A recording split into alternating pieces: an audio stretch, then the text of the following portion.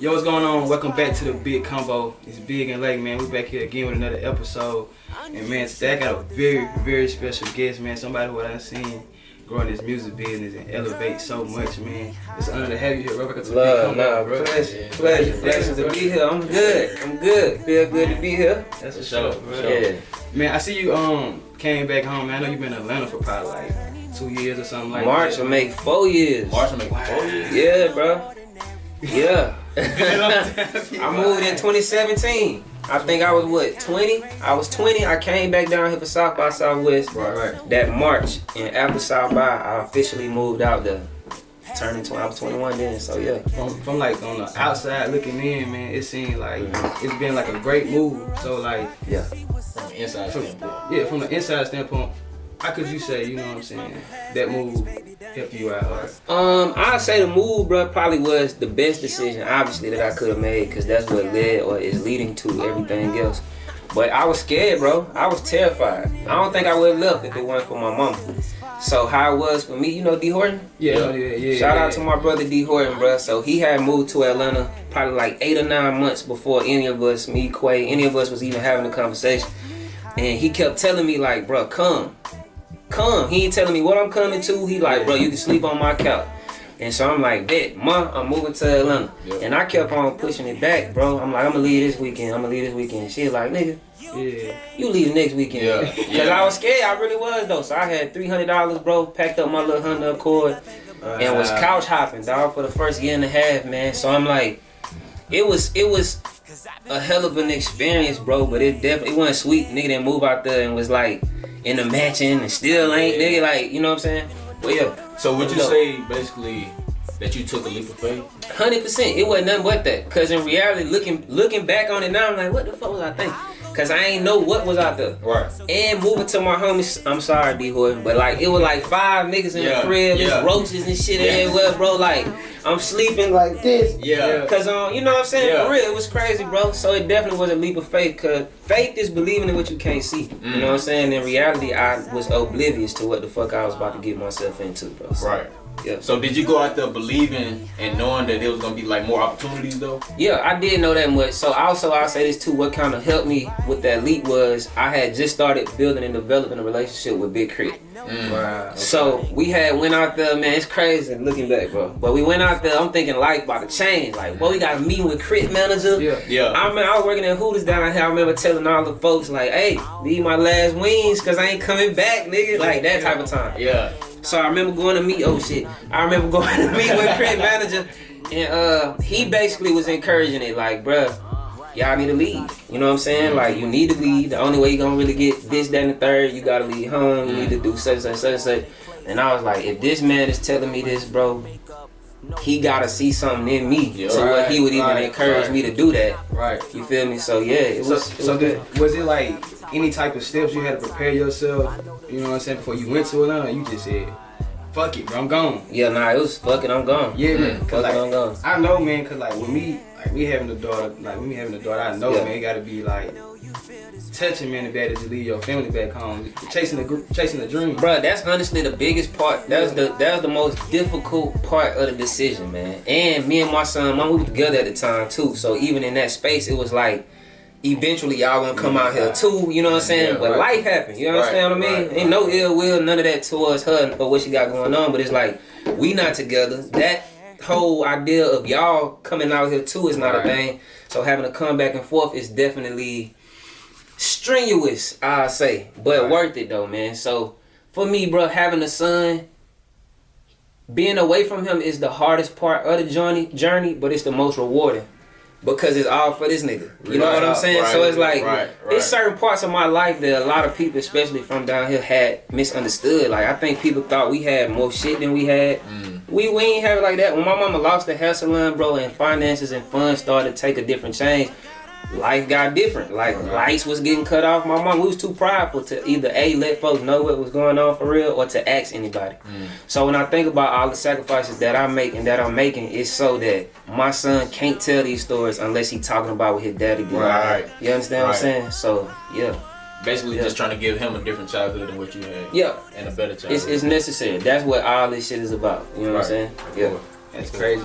Man, you know, with me being an engineer and producer, man, I know it's like really hard to like stay consistent. You know, we're finding artists to be consistent and drop a lot, you know. And I see you, man, you drop a record every Wednesday. Every Wednesday. That's a lot of work, man, put into, man. And now never having the people around to help you put that together, man. Like, you know, is that something you had planned going into the year, or is it something you just already said, you know what, we're gonna wake up and just record every day? Man, so I gotta credit everything to God, bro, cause I couldn't have thought of that shit either. But so I'm signed to an independent label out in Atlanta, right?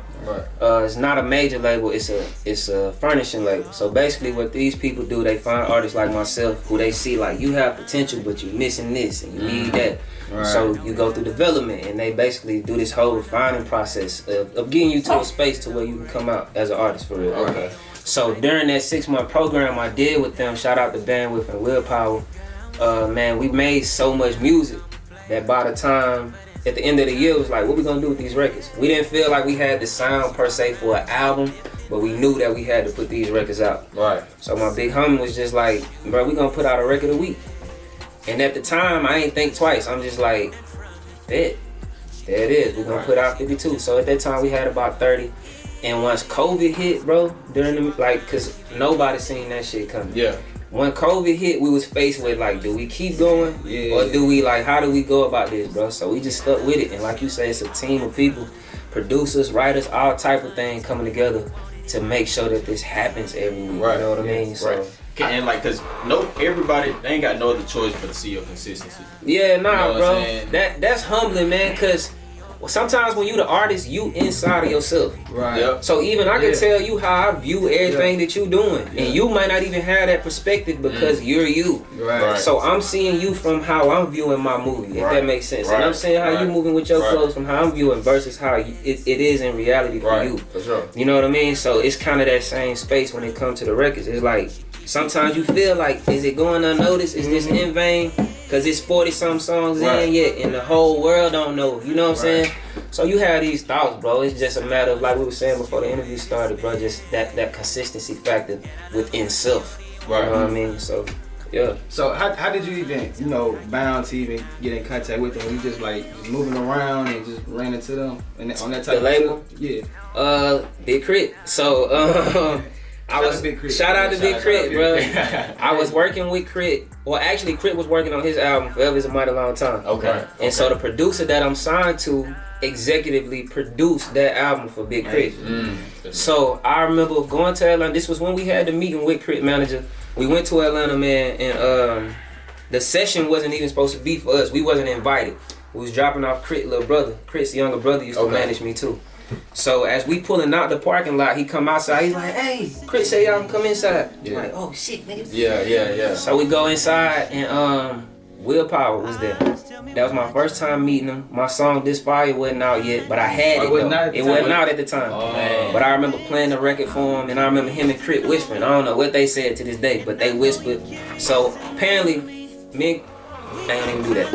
I don't know what was said, but yeah, I was getting ready to start working on my Honey album, and I was looking for a new studio to start recording in, and one of my homies was like, Willpower just opened one up. I started booking time over there. Ended up walking past Will one day in the studio, and it was that double take thing, like, don't I know you? I seen you I'm before. like, yeah, man. He was like, you not signed to Krit, or you not signed to nobody? I'm like, nah. He was like, let's have a meeting Tuesday. Came and met with him. He like, what y'all boys need? We like guidance. And shit, it's been history ever since. Man. That's love. Yeah. Man, that was nobody's God. Divinity. I couldn't have put none of what happens in my career. I was just, you couldn't put none of it together. Nah, hell no, bro. Cause it's too good. It's too like.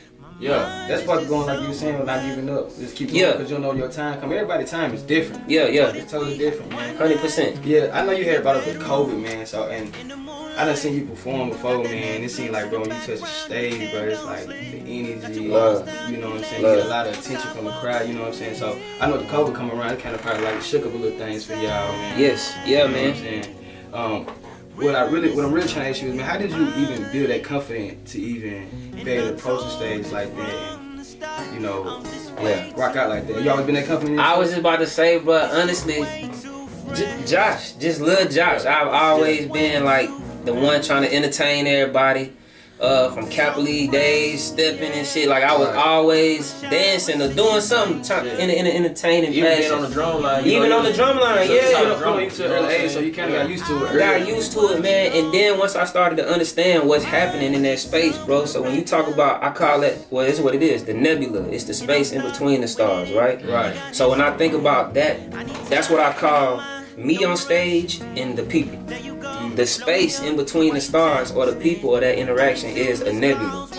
So once I started to understand that what's happening is we exchanging energy every time I get on stage. You feel me? So however I come out here, if you come on stage, even if you not on yet, and you come on stage like I'm nervous, I'm not on, the crowd, especially down here, they gonna treat you like that. Right. But if you come on stage like not cocky, but just the energy is like Feeling like you deserve to be there. yeah, they gonna kind of respond to that. It's literally how the universe works. Like whatever you put out, it's gonna Give back to you. yeah, dog. So that's how.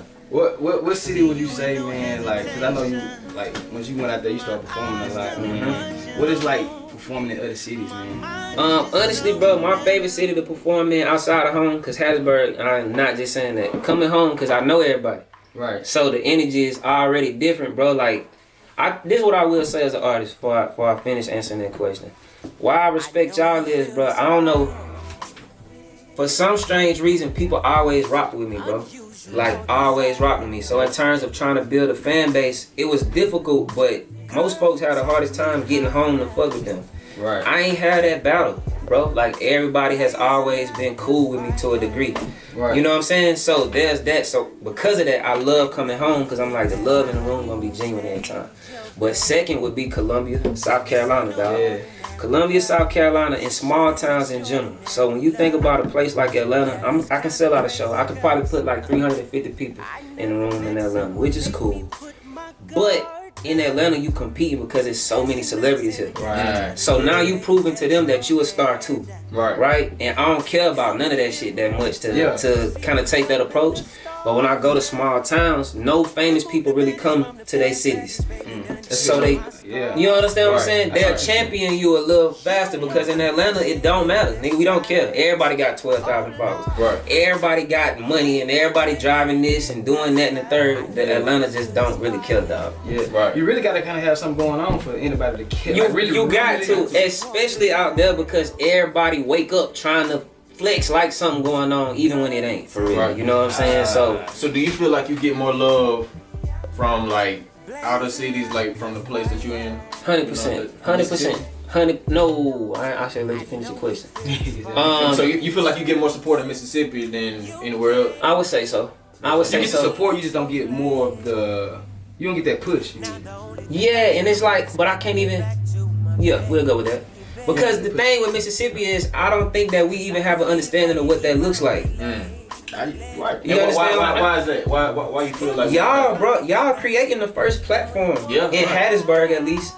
And outside of this, you gotta go to Jackson or something close to this. You understand what I mean? So it's like that isn't. I don't know if y'all remember when me, Quay, and Dre or Liv, we started doing shows back in 2016. Yeah, I remember that. Nobody was doing shows, bro. Right. So what we had to do was, I remember my first time performing at Jazz Mode, bro. It was like 13. I remember that. I was at the performance. It was nobody, not even that one, cause this one it was probably like 12 people maybe. Like, yeah, man, it was crazy, bro. We had to teach people how to come to a show. Yeah.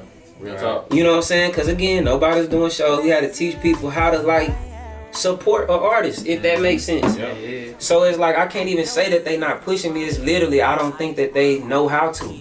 Because when they think about the other people that they repost, you pushing them every time you every time you do it. But it's a subconscious thing because those people are famous. So it's easy for us to be like, yes, I'm gonna do. Yeah, bro. So repost this. Yeah, Don't hurt me at all. At all, because I don't know this person. Right, and that crab in the bear exactly. mentality or the fear of you getting somewhere before me or whatever, it's like that don't exist. So I don't even think that they know yet how to do that. But we showing them. Y'all are showing them how to do that. Yeah. So it's man, that's crazy. Also, man, when I listen to your songs, bro, I kind of like find myself like soul searching, bro. Damn. Like, you know what I'm saying? It put me in a deep thought, man. So it brings me to the question to ask you, like, bro, what is love to Josh, bro? That's easy. Love, God is love, bro. Love to me is unconditional acceptance. You know what I'm saying? Right. Unconditional acceptance. Unconditional acceptance, bro. It's like when you think about God, you feel me? That's deep. I think we overcomplicate shit and add other things emotionally to the idea of love that make it more of a lust or more of anything other than that. You feel me? Right. To love a person is to simply accept them. That don't mean you gotta like them. That don't mean you gotta agree with everything that's going on with them, and or whatever thing you're doing. Cause love don't necessarily gotta be with the person. Right. Your love for this is why you at the table. Exactly. You understand? Yeah. Cause y'all accept what come with it unconditionally. Wow. You know what I mean? Right. So yeah, that's love to Josh. Man, that's deep. Nah, that needs to be in the dictionary. That's love. right there beside love. That's 100, bro. Hey man, but besides the music, man, what Josh like to do, man? Cause you know we see like a lot of music, a lot of content. What Josh like to get into? What's your hobby? Man? I think I'm learning right now what that is, bro. I've been pursuing this and doing nothing but this for so long. Yeah. Right. I'm just now getting to the spaces where I got time to entertain that or figure that out. Cause I don't know. Like, beautiful love, Josh Waters making music. That's who I am today. So Right. I've been pursuing it, bro, trying to chase this for so long that I don't really take vacations. Right. You know what I'm saying? Like, it's a lot. It's a play involved. Exactly. If I'm traveling, it's because I'm working. Yeah. So I don't know what it's like to just fly somewhere and don't got shit to do Right. with what I want to do. I ain't had that experience yet. They gonna But it's feel coming. it, bro. You know what I'm saying? I think I'm gonna miss this. Like, cause you know this is my like the first the whole team this year, bro. We went to Cali. You know what I'm saying? We went to Cali.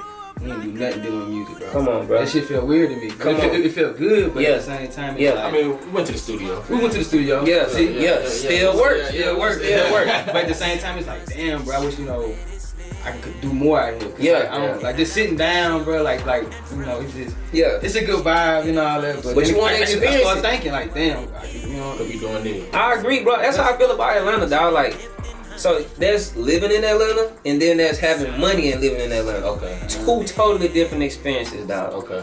Two totally different experiences. And I've only lived in Atlanta Yeah. and had seasons where I can experience Atlanta just a little bit. And I mean just enough money to do this shit for a day, nigga. Yeah. And you gotta go back to, you know what I'm saying? It's different, bro. It's still, you go try to get steak and shit and the ticket like $100. It's like, whoa, Yeah. can I wash y'all dishes? Yeah. Cause you know what I'm saying? That type of time, bro. So I don't know, but outside of that, on the basic level, surface level, I love nature. So I spend a lot of time outside, near water and shit like that, bro. So yeah, I be chilling. Okay. I be chilling. I got you, man. I got one more question for you, bro. I like to ask every musical artist. Yeah. What do you feel like musical artists should do differently, man, to, you know, whether that's working together or networking? What do you feel like they need to do to, you know, help their career out? Or I don't think we do enough research. And we just jump out here blind, right? So the way the music industry is set up is presented to us the same way we look at athletes, the same way we look at really just musicians and athletes. Right. You know what I'm saying? Yeah. They the superheroes, especially when you're a black kid. Right. You don't get the image of go to college. It's like, I want to be a pro baller or a rapper, right? So with that narrative or with that idea, bro, we skip over the fact that it's a industry, it's a business. Right. So if it's an industry and if it's a business, that means there's information on how to maneuver in this shit already out there. So I think versus opposed to us doing that, we take what we see on social media like, yeah, such and such doing that, then maybe that's what I need to be doing too. And it's like, nah. This it's not it at all. You watching such and such exactly because that worked for him. So it's like, man, we gotta figure out who we are as people and tap into that shit for ourselves so that you can have that thing that making everybody else be like, damn. Cause that's it. Once we start to try to copy and do what other folks doing, it gets watered down. It'll never be what it could be being from Mississippi. You understand what I'm saying? Bro, it's a big, I really take pride in being from here, man. And me being an artist, the level I'm at now, things matter. Like how are you being perceived? Do I look like I'm from Mississippi, or do you gotta question that? Do I talk like I'm from Mississippi, Right. or do you gotta question that? And not saying that you gotta do any of these things purposely, Right. but because you from here, it's natural, bro. Right. What is the narrative for a Mississippi artist? Because we don't have the same story as a nigga from New York or Atlanta, for that matter. Right. You know what I mean? So I just think, bro, research and tap into self and be authentic. Man, it's amazing, man. Yeah. Man, you already know what it is, man. It's the Bigg Convo, man. I got Josh in here with me, man. Yes, sir. Come on, man. Yeah,